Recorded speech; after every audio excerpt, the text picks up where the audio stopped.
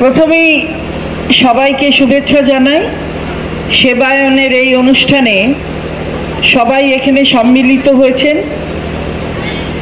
একদিকে রক্তদান আর অন্যদিকে ডেঙ্গু প্রতিরোধ করার জন্য সচেতনতা তৈরি করতে মশারি প্রদান, এই দুটি কর্মসূচি নিয়ে আজকে সেবায়ন এই অনুষ্ঠানটি করছে, যাতে আমরা সবাই সমবেত হয়েছি। এখানে উপপৌরপ্রধান স্বপ্না বিশ্বাস আছে, এই এলাকার পৌর প্রতিনিধি এবং প্রাক্তন উপপৌরপ্রধান প্রাক্তন পুরপ্রধান পুরপ্রধান পৌরপ্রধান আর কি, ও নির্মিকা আছে, তারপর নিখিল মালো আছে, আমাদের কৃষ্ণা রয়েছে, পেছনে জয়গোপাল সহ সবাই রয়েছে, ইতুও আছে, আর এখানে বলদেব মণ্ডল, তাই তো ঠিক বলেছি তো? উনি বলছিলেন যে আমি বলদেব হতে হতে কখন বলরাম হয়ে যাচ্ছি। নামে কি এসে যায়, কাজই মানুষকে চেনায়। সুতরাং কাজ করেন দিশা ফাউন্ডেশনের পক্ষ থেকে, এটা আপনার প্রতি আমাদের শ্রদ্ধা, এবং সমাজের কর্মী হিসাবে আমরা সকলেই এক এক স্তরে কাজ করতে চাই এবং করতে চেষ্টা করি। সবাই মিলে সমন্বয় রেখে যদি এটা করতে পারি খুব ভালো হয়।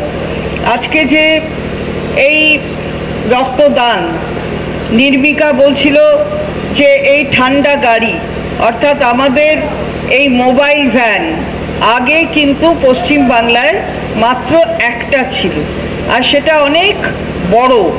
এই বড়টা নিয়ে এখানে ঢোকাই যেত না, হয়তো ছোট ছোট গলি দিয়ে ওটা ঢুকতেই পারতো না, এখানে পৌঁছতে অসুবিধা হয়ে যেত। তাতে 4টে করে সিট থাকতো, এটায় 3টে সিট আছে। আর আরো আধুনিক প্রযুক্তিতে এটা করা হয়েছে, সম্পূর্ণটা রাজ্য সরকারের, তাদের ফান্ড থেকে, রাজ্য সরকারের ফান্ড থেকে মাননীয় মুখ্যমন্ত্রীর নির্দেশে করা হয়েছে, এবং বিভিন্ন জেলায় এই সার্ভিস কিন্তু দেওয়া হচ্ছে কোভিড কাল থেকে। কোভিডের সময় এটা প্রথম উদ্বোধন করে বার করা হয়। 3টে যে সিট রয়েছে, দেখবেন যে সিটের হাতলের মধ্যেই এত উন্নত ধরনের প্রযুক্তি ব্যবহার করে সব রাখা রয়েছে যে ব্লাডটা নিতেও খুব তাড়াতাড়ি নেওয়া হয়েছে।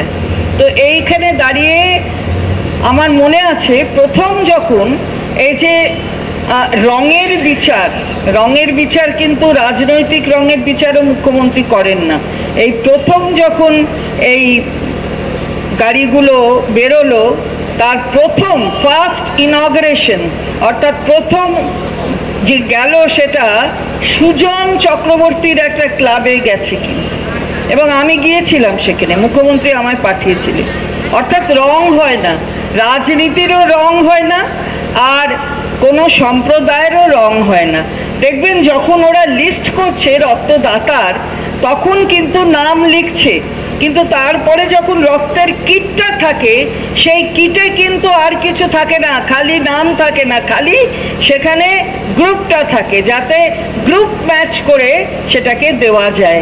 এটাই বলে দেয় যে কার রক্ত কার কাছে যাচ্ছে। গ্রহীতা আর দাতার মধ্যে আপাত দৃষ্টিতে মনে হয় বোধহয় রক্তের সম্পর্ক নেই, মনে হয় আমার ছেলের সাথে বোধহয় আমার রক্তের সম্পর্কটা খুব গাঢ়, কিন্তু আমার রক্ত ও পজিটিভ, আমার কিছু হলে ও কিছু রক্ত দিতে পারবে না, কারণ ওর রক্তের গ্রুপ হলো বি পজিটিভ।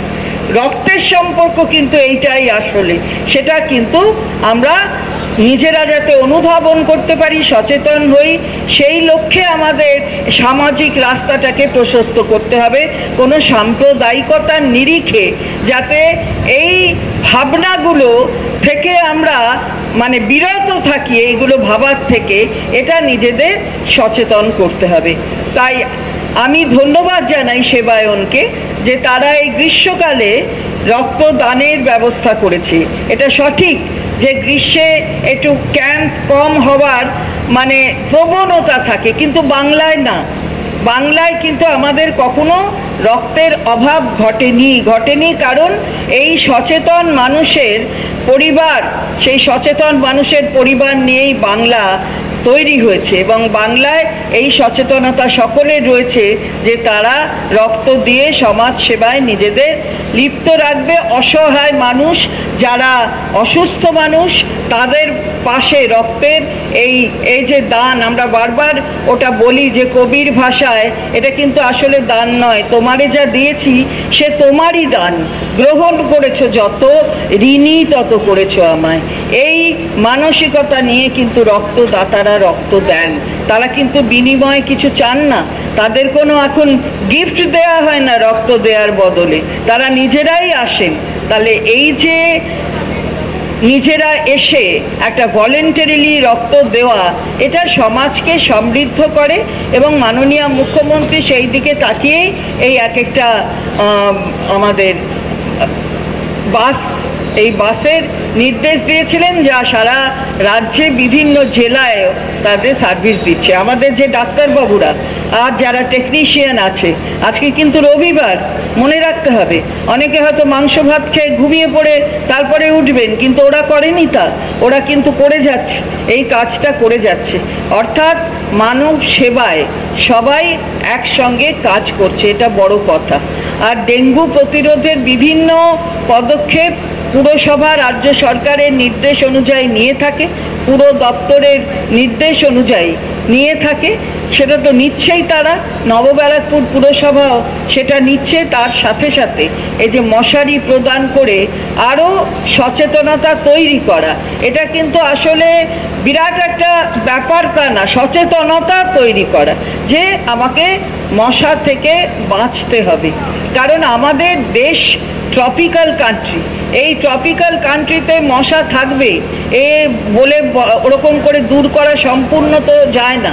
তো সেইখানে দাঁড়িয়ে আমরা এখানে মশা কি করে নিজেদের মশার হাত থেকে বাঁচাবো, সেই উপায়গুলো আমরা তৈরি করব, নির্ধারণ করব, সেটাই আমাদের কাজ, এবং সমাজকে এইভাবে এগিয়ে নিয়ে যাওয়াটা আমাদের কাজ।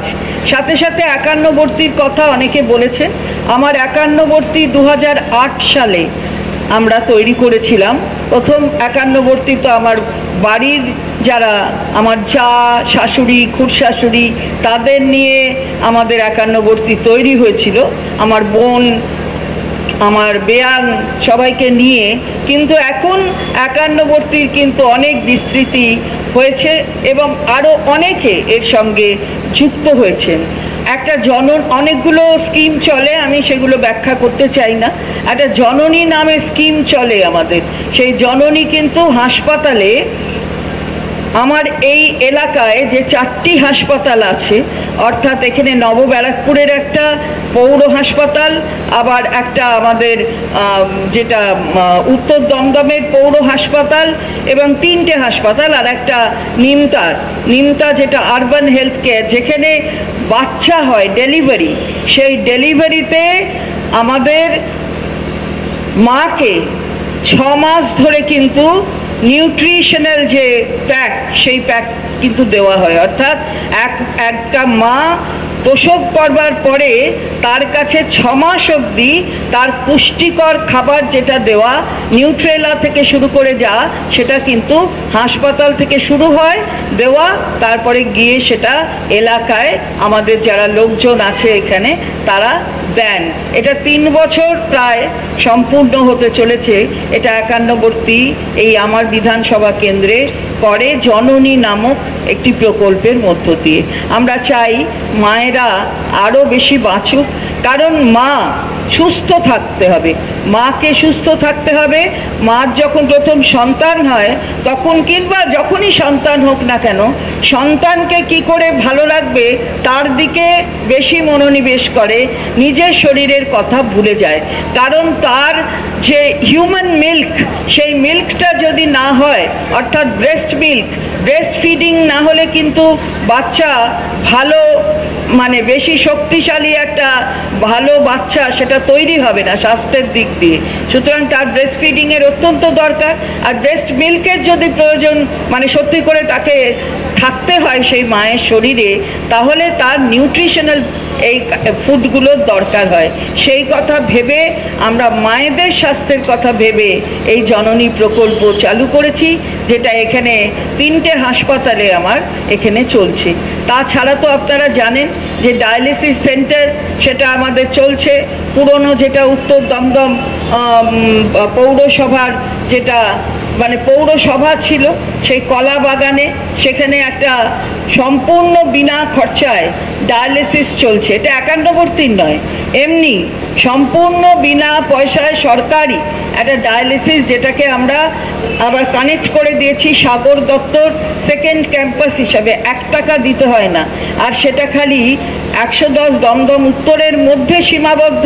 মানুষের কিডনিতে কোনো প্রবলেম হলে ডায়ালিসিস দিতে যাবে তা না, বাইরের মানুষও কিন্তু এখানে এসে এটা নিচ্ছে। অর্থাৎ আমার এই কেন্দ্র আপনাদের সহযোগিতায় বাইরের অসহায় এবং যারা আর্ত মানুষ তাদেরও সেবা করছে। এটা আপনারা আছেন বলে এটা আমরা করতে সমর্থ হচ্ছি। এটা করা হয়েছে এবং এখানে যে কোনো প্রবলেম একদিকে আরজি করের সঙ্গে অ্যাটাচ করা আছে, আর একটা দিকে সাগর দত্তের সাথে অ্যাটাচ করা আছে ওই হাসপাতালটা। এবং খুব ভালো 5 বেডেড হসপিটাল, 24x7 চলে। পৌরসভা ওকে মেনটেন করে, জল টল যা দেওয়ার আপনারা জানেন যে ডায়ালিসিসের ক্ষেত্রে জলের প্রয়োজন হয়, এবং সেই সবগুলো সেটা পৌরসভা, উত্তর দমদম পৌরসভা সেই কাজটা করে। আর এখানে তো নিউ ব্যারাকপুর পৌরসভার হাসপাতাল খুব ভালো, আশপাশ থেকে অনেক আসে। এখানে ডেলিভারির সংখ্যাও খুব বেশি হয়। যত ডেলিভারি হবে তত কিন্তু মান বাড়ে। হাসপাতালের মানটা ডিপেন্ড করে ডেলিভারির উপর। সুতরাং সেগুলো সব দেখে আপনারা ভালো করে আরও বেশি করে আমাদের এই সহযোগিতার হাত বাড়িয়ে দেবেন, যেমন করে আপনারা সবসময় করেন। আমাদের দায়িত্ব, আমাদের কর্তব্য আমরা নিশ্চিতভাবে পালন করব, এটাই আপনাদের কাছে অঙ্গীকার করে বলতে চাই। সেবায়ন মানে সেবা করার একটা জায়গা, এই সেবার মানসিকতা নিয়ে সেবায়ন চলছে, তার নামে এটা প্রকাশ পায়। ফলে আরও সেবা করুন। সেবার কোথাও কোনো শেষ হয় না, সেবা করতে হবে, বিভিন্ন দিক দিয়ে মানুষের সেবা করতে হবে। এটাই আমাদের সংবিধান বলে।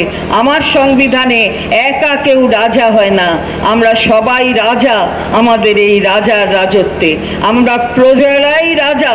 সুতরাং সেই সংবিধানকে যদি মর্যাদা দিতে হয় তাহলে সেবার মাধ্যমেই, মানুষকে সেবার মাধ্যমে, একে অপরের প্রতি শ্রদ্ধার মাধ্যমে, শ্রেণী বিভক্ত না করে, কোনো জাতপাত ধর্মর বিভাজন না করে, কোনো লিঙ্গ বৈষম্যের মধ্যে না গিয়ে আমরা কিন্তু সংবিধানকে মানব।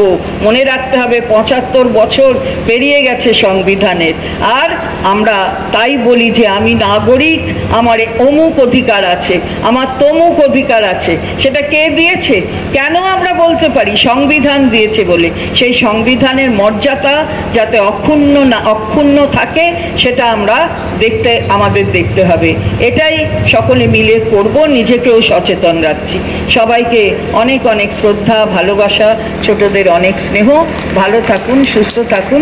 নমস্কার।